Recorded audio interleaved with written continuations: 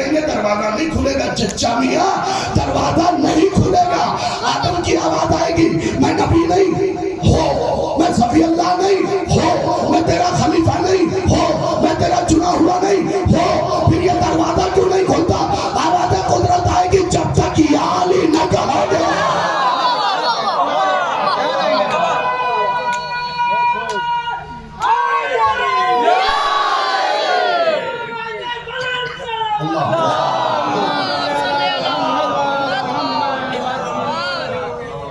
जब तक याली न कहोगे तब तक दरवाजा।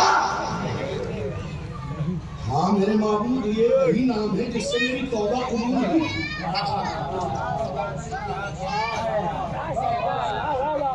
हाँ मेरे माबूद, ये वही नाम है जिससे मेरी तौबा कबूल हुई थी। बिछड़ी हुई हवा मिल गई थी। तो एक बात तुम वालों, अपनी दाढ़ी पे हाथ रख के कहूं, तुम्हारे अब्बा की तौबा तो अली के बिना कबूल।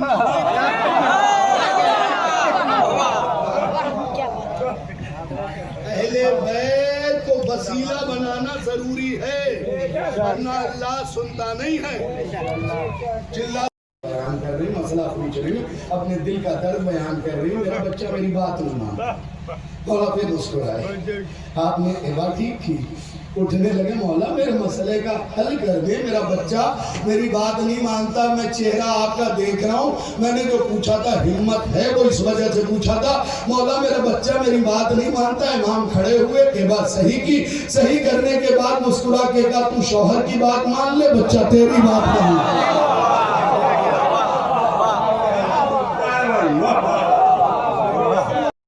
दरवाजा नहीं खुलेगा। चच्चा मियाँ दरवाजा नहीं खुलेगा।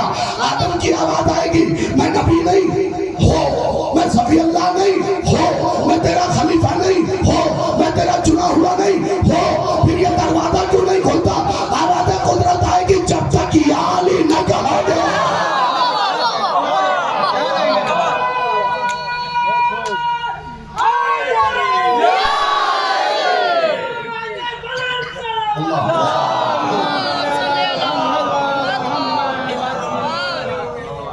जब तक याली न कहोगे तब तक दरवाजा।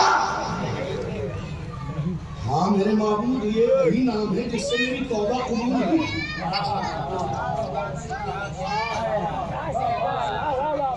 हाँ मेरे माबूद, ये वही नाम है जिससे मेरी तौबा कबूल हुई थी। बिछड़ी हुई हवा मिल गई थी। तो एक बात तुम वालों, अपनी दाढ़ी पे हाथ रख के कहूं, तुम्हारे अब्बा की तौबा तो अली के बिना कबूल।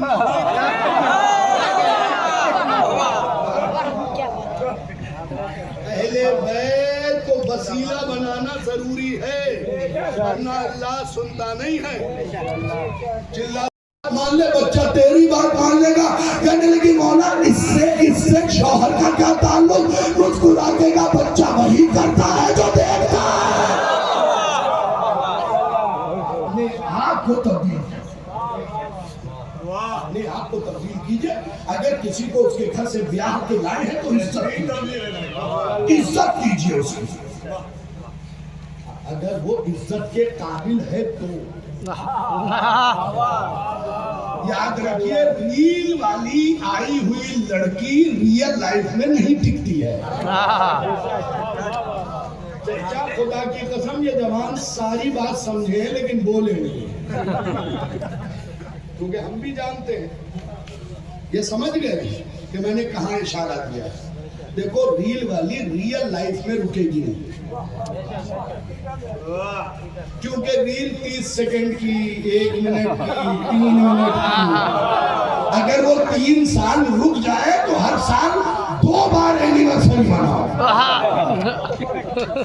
और ये भी बता दो, मुस्तफा साहब गलत तो नहीं पढ़ रहा हूँ, ये एनिवर्सरी हमारे कल्चर में है नहीं, इस्लाम में भी नहीं, हिंदुस्तान में भी नहीं।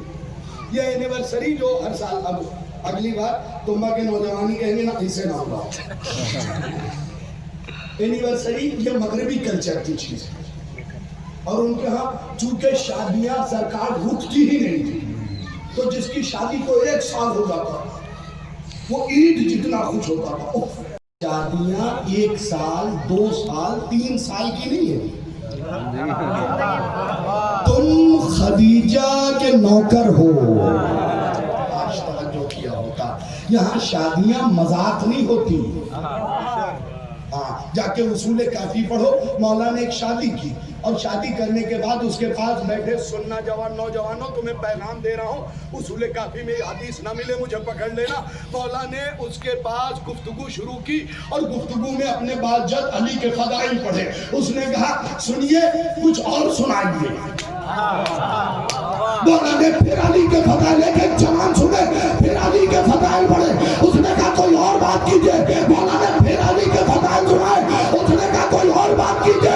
मौला ने सीधे सलाम पढ़ा और कहा जो अली न सुन सके वो घर में रहने के।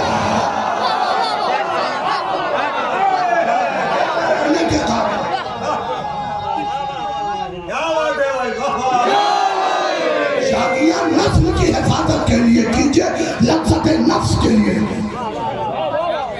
नस्ल की हिफाजत के लिए। कम से कम ऐसी ज़ौजा तो हो जो हबीब के ज़ौजा की सीरत पे अमल करे। तवज्जो किया होता, जिसके लिए अल्लामा इश्तिहादी ने अपनी किताब में लिखा कि खदीजा के पास मक्के में इतना बड़ा मकान था कि उसमें सारा मक्का आ जाता था और कोई नहीं कहता था भाई जगह दो मैं दब रहा हूँ। मैंने ये फिक्रा गांव में पढ़ा। एक चचा मियां ने खड़े होकर कहा बेटा शाहिद, आज के एतबार से साबित करो कि इतना बड़ा मकान पूरा मक्का आ गया और कोई किसी से नहीं कह रहा है मैं तबाह जा रहा हूँ। मैंने कहा चचा जिसके नवासे की करबला में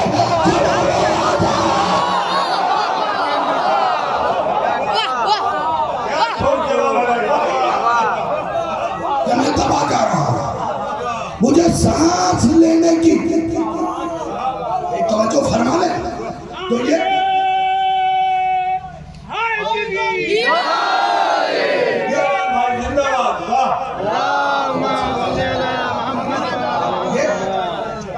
जन्नत मेरे फातिमा हुसैन कहाँ,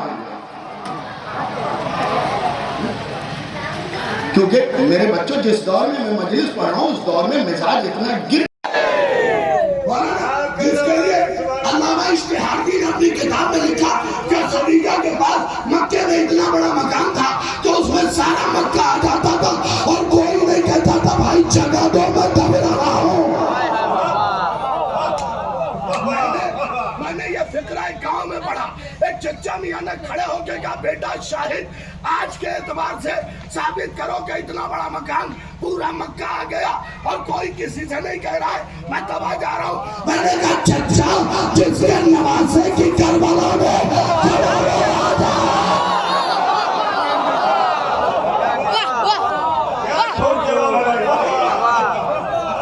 मैं तबाह जा रहा हूँ, मुझे सांस लेने की तवज्जो फरमा ले तो ये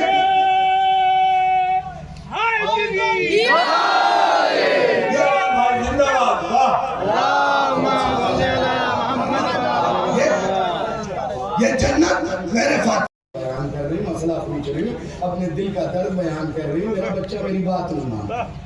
मौला फिर मुस्कुराए, आपने एक बार ठीक थी, उठने लगे मौला मेरे मसले का हल कर दे, मेरा बच्चा मेरी बात नहीं मानता, मैं चेहरा आपका देख रहा हूँ, मैंने जो पूछा था हिम्मत है वो इस वजह से पूछा था। मौला मेरा बच्चा मेरी बात नहीं मानता। इमाम खड़े हुए, ये बात सही की, सही करने के बाद मुस्कुरा के कहा तू शौहर की बात मान ले, बच्चा तेरी बात नहीं।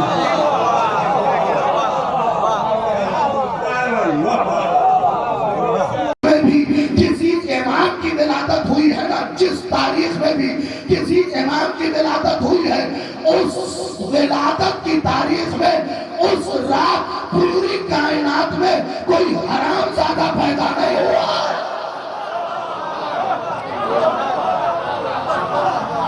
ये मुलाहिजा कीजिए, यह उस तारीख का कमाल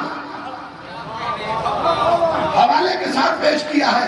और आगे भी एक चीज लिखी है इसी किताब में कि इस तारीख में कोई काफिर पैदा हो ही नहीं सकता, और अगर तकदीर को पलट के जोर मार के पैदा हो जाए तो इमाम की बरकत से मोमिन हुए बिना मरेगा ना,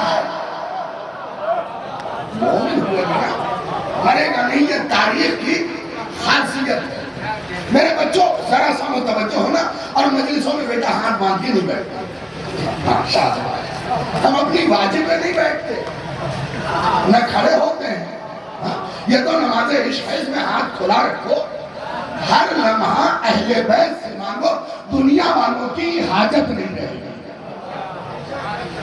अगर आप कहा अहले बैत हुसैन की फजीलत क्या है, अगर मैं मजलिस ना भी पढ़ूं यहाँ पे रोक दूं तो एक हदीस अशरों पे नहीं, कायनात में पढ़े जाने वाले अशरों पे भारी है।